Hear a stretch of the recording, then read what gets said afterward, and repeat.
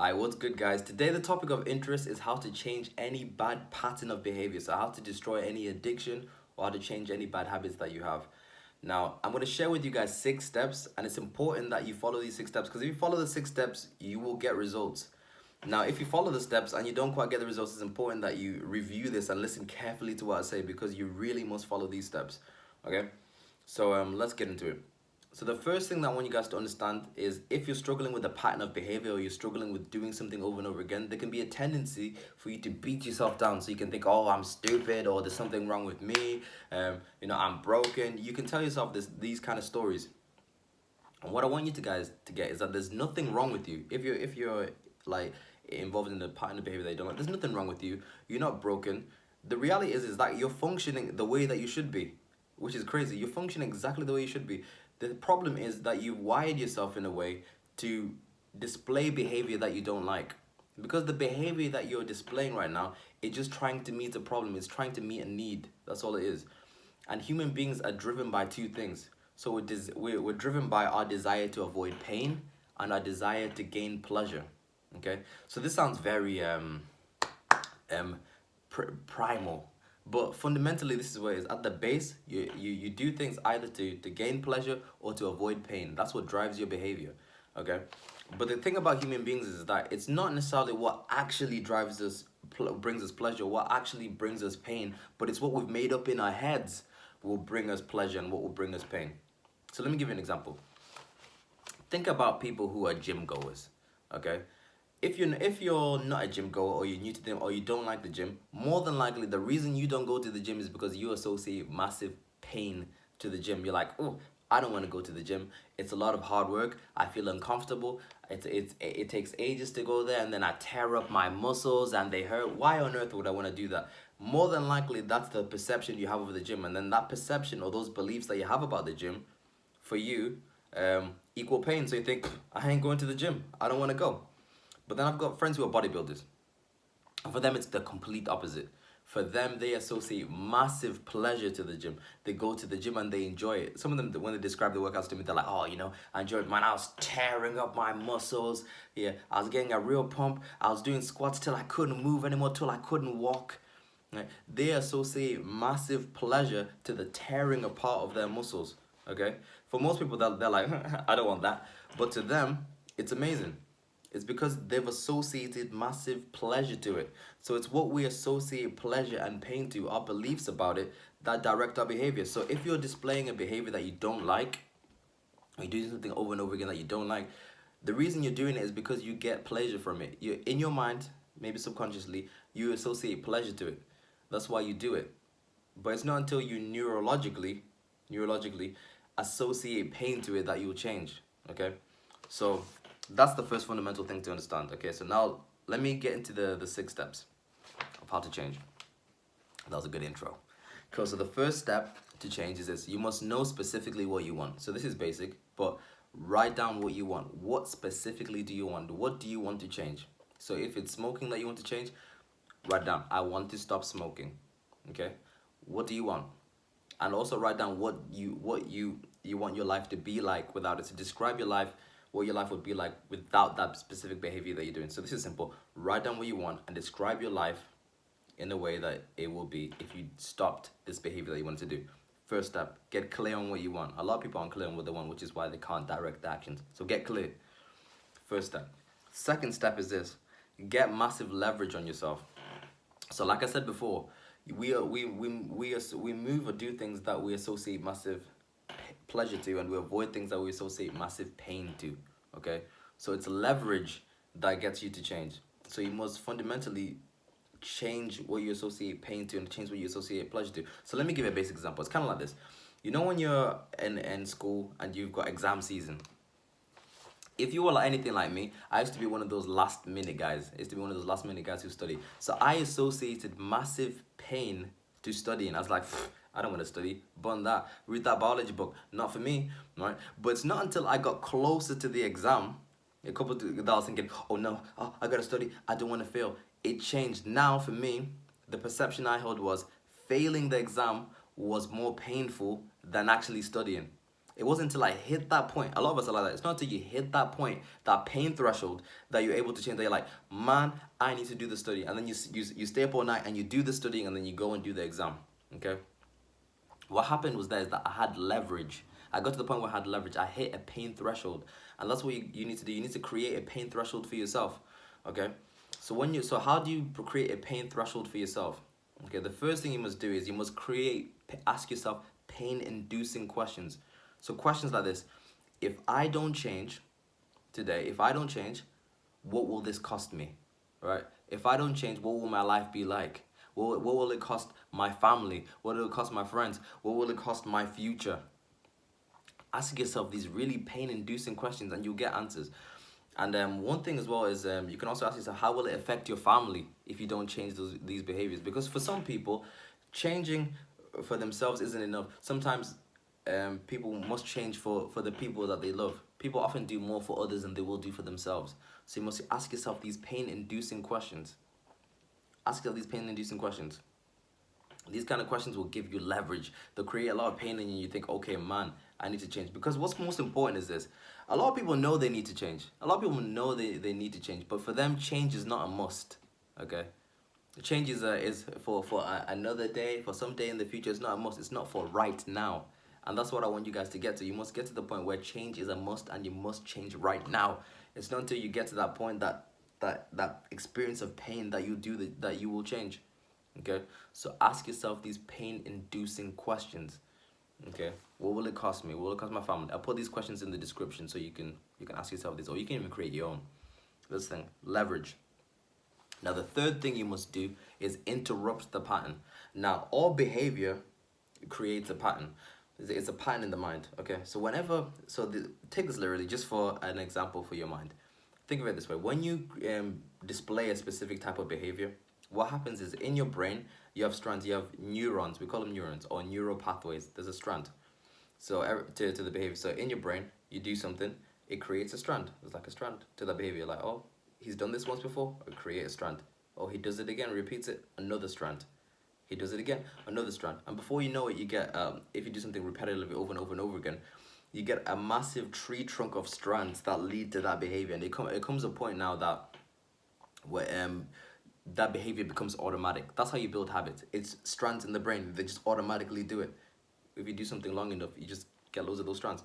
Now, there's a study that was done on a monkey. Kind of an evil study, I'm not gonna lie.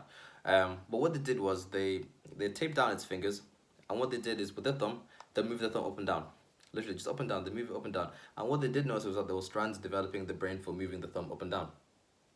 But what they made it more interesting was, what they found is that whenever they moved the thumb up and down, what they also did was they messed with the monkey's brain. They were basically poking parts of their brain that associate release dopamine, or pleasure sensations. So whenever the monkey was doing this, they'll tap in the part of the brain that produces the pleasure sensations. So whenever the monkey's thumb was doing this, bam bam bam bam bam, and they'll pressing that, what they discovered was that for every one time that the monkey did this, you get like 20 strands, boom, 20 strands developing as opposed to one. So it's the same thing with you guys. When you're doing something, displaying some type of behavior, and you associate massive pleasure to it, your brain's like, oh, I like this, and produces loads of strands to that type of behavior. It's like, oh my gosh, this is a great time, more strands. That's how it works. So you've got a pattern, you've got a highway to that behavior immediately. So what you must change is that you must interrupt that pattern, you must destroy that pattern, you must remove those strands. So how do you do that? You interrupt the pattern by interrupting yourself while you're doing that pattern. So stay with me. Let me give you another analogy. So it's kind of like this. When you have a CD and you put it in a CD player, why does the CD player work? The CD work? The CD works because on the back of the CD player, there's a pattern encoded in it. There's a pattern encoded in it, right? You play it and it plays a song. But when you scratch up your CD, it interrupts the pattern, right? It chops up the pattern. That's what it does. And it comes to a point where if you scratch a CD enough times, it chops up the patterns enough times that the track won't play the same way that you used to play. So you must do the same thing with your mind. Whenever you feel yourself going to that place where you want to display the behavior that you're trying to change, you must interrupt the pattern. So you must do something bizarre that will throw you off course. So it's kind of like when you're having a conversation with a friend and then somebody comes and interrupts, and then you're like, oh, where were we? You forget where you're at because somebody interrupted your pattern. So you must do the same thing for yourself. So whenever you experience yourself about to go into state to do the thing that you want to do, immediately while you're in that state, you must do something to distract yourself or to get yourself out of it. So one thing you can do is you can jump up and do star jumps, or you can stick your fingers in your nose and yell yes real loud. You must do really bizarre things, because the best and most effective way to interrupt your pattern is by doing things that you don't expect, doing really bizarre things. And it sounds crazy, but you must do it. Become creative with this. So I'm gonna say this again. Immediately, whilst you are in state, whilst you are about to do the behavior that you want to display, or even while you're doing it, do something. Yell, do star jumps, do like 20 press-ups, go for a run. Do something to interrupt that pattern. You must interrupt that pattern, because every time you interrupt the pattern, you weaken it. You're in essence, you're scratching up the back of the CD player. Because remember, you've been doing this behavior over and over again. You've developed like a highway of strands to that behavior. So you must chop them up. So you must chop them up. So you must interrupt the pattern, interrupt it. Okay. So one more time. This is key. While you are in state, while you are about to do, interrupt the pattern. Okay. That's what you got to do. Okay. So that will help you. Alternatively, one thing you can do is you can go cold turkey, because cold turkey means where you just stop doing the behavior completely. If you can't do that, you can do that, because what happens as well is when you go cold turkey and you stop doing something, what happens is when you stop getting engrossed in this particular type of behavior, the strands begin to die. It's kind of like a garden, right? You gotta mow the garden consistently to for it to look nice, right?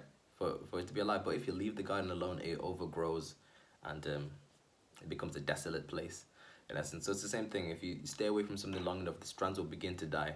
But for most of you guys, you wouldn't be watching this video if going cold turkey was working. So interrupt the pattern. You gotta interrupt the pattern. But that's not enough. Okay, so the fourth step you must do is you must find an alternative. Now remember, the behavior that you've been displaying, the trying to change, is meeting a need. So let me give you an example. So let's say for smoking. A lot of people know smoking kills. You know it kills. But why for most people do they smoke? It's because for a lot of people it releases stress. It creates relaxation. Because the way smoking actually works is, really what you're doing is when you're inhaling and exhaling, what you're doing is you're taking deep breaths and you're blowing out. Often forms for relaxation. When you're meditating, what do they tell you to breathe in and breathe out? So when you're smoking and you're taking in air and you're blowing out again, it relaxes you, which is why it does it, because all you're doing is breathing, and you're breathing in deeply and you're exhaling. The physiology or physiological blueprint for relaxation, breathing. Okay, that's what it does. So if you're gonna stop smoking, you must find something else. And what a lot of people who do stop smoking is they tend to overeat, so they go into the other side of overeating. So they eat. And another reason why eating works so well for bringing relaxation to people is because, once again, you eat and eat until you get stuffed, and then you struggle to breathe, and then you gotta breathe heavy again, right? It's crazy when you really think about it. So you must find an empowering alternative, an alternative that helps you meet the same need that you were trying to meet with the behavior that you were doing already. And sometimes it's not just one behavior, sometimes it's multiple other forms of things that you must do. So if we're going with the example of smoking, one thing you can exchange it with is power breathing. You can exchange it with exercise. You can exchange it with reading. You gotta find other different ways to do things, because without an alternative you will struggle. Because what happens with a lot of people is they got up until this point, the third step, they've interrupted the pattern, or they've had a massive pain, they've hit the pain threshold where they're like, I can't do this anymore, and they try to withstand. But the thing is this, you can withstand for so long until the pressures of life come back again. Because when you put under pressure again, your brain's gonna be like, I need something. Yeah, I need something to help me to deal with this, okay? And if you haven't got something in place, you'll go back right to your old behavior. And that's not what you want. So you must find an alternative, or several alternative ways to meet the same need. That's what you got to do. Okay, that's the fourth step. The fifth step is you must reinforce the new pattern. So now reinforcement is a very important word. So reinforcement means that you either reward or you punish a certain behavior whilst it's happening.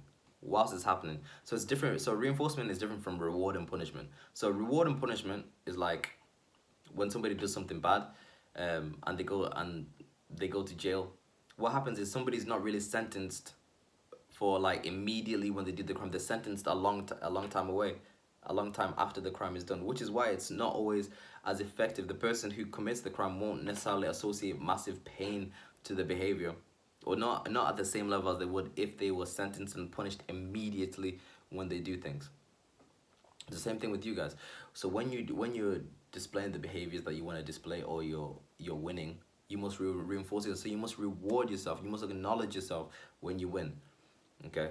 Now I'm going to teach you guys several ways of reinforcement. There are 3 different ways of reinforcing yourself. So rewarding yourself when you do something right, because this is really important. Because you must also teach your brain. Because remember, in the second step, we talked about asking yourself pain-inducing questions. So you've associated pain to displaying the old behavior, but now you want to associate massive pleasure to the new behavior also.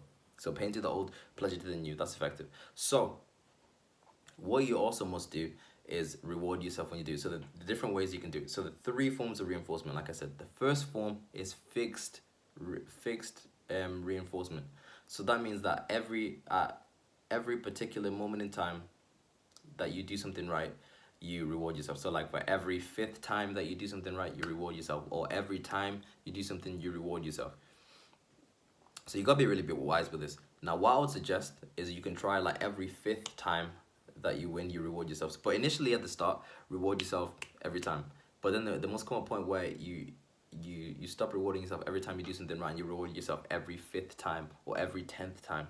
Because when you reward yourself every time that you do something, what happens is that the reward or the acknowledgement loses its power, it loses its value. So let me give you an example. It's kind of like when I joined my new barber, actually no, my old barber. In my old barber shop, I used to tip all the time. So when I joined, I gave him like £10, £10 all the time. The trim would cost like 6, and I gave 10. I was generous. Okay, and initially at the start, the man would love it, and he would be like, he'd trim my hair nicely. He even brought out the whole hot towel and everything. He put it on my face.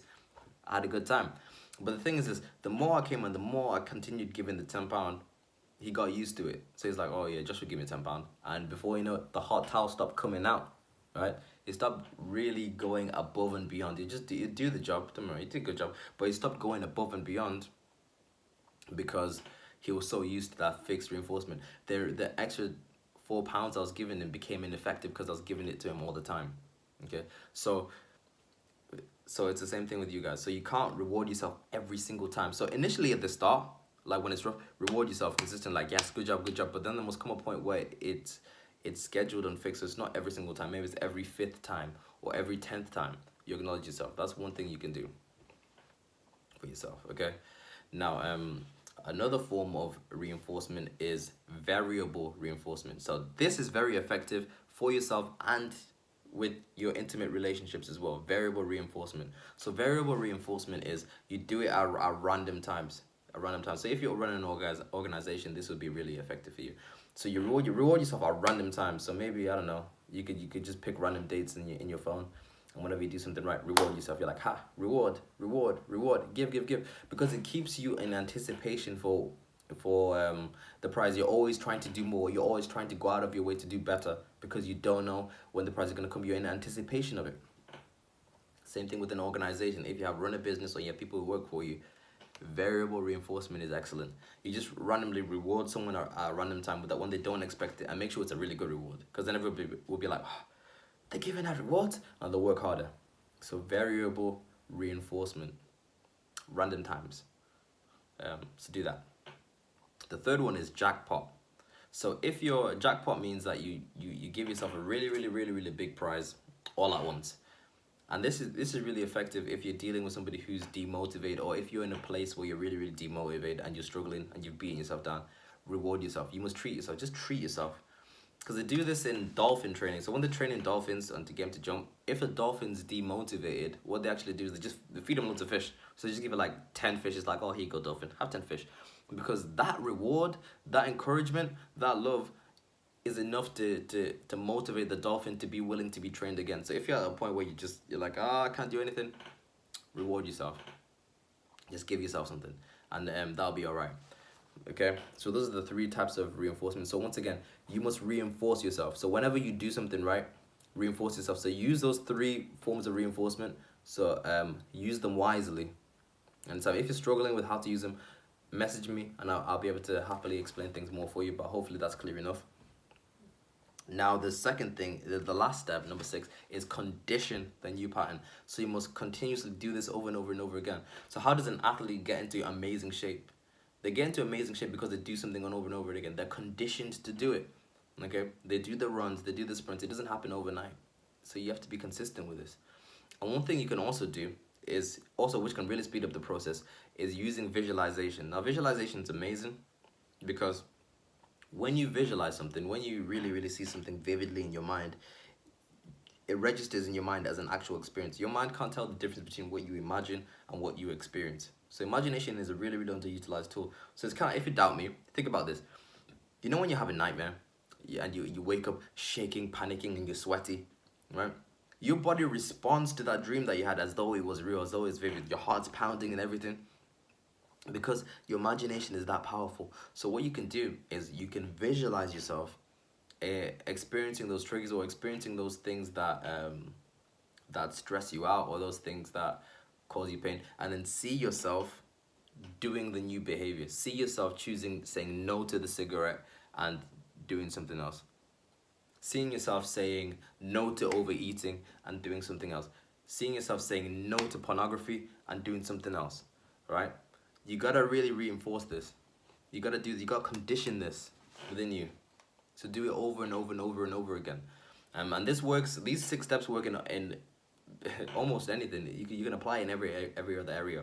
So if you have a temper problem, you can apply this.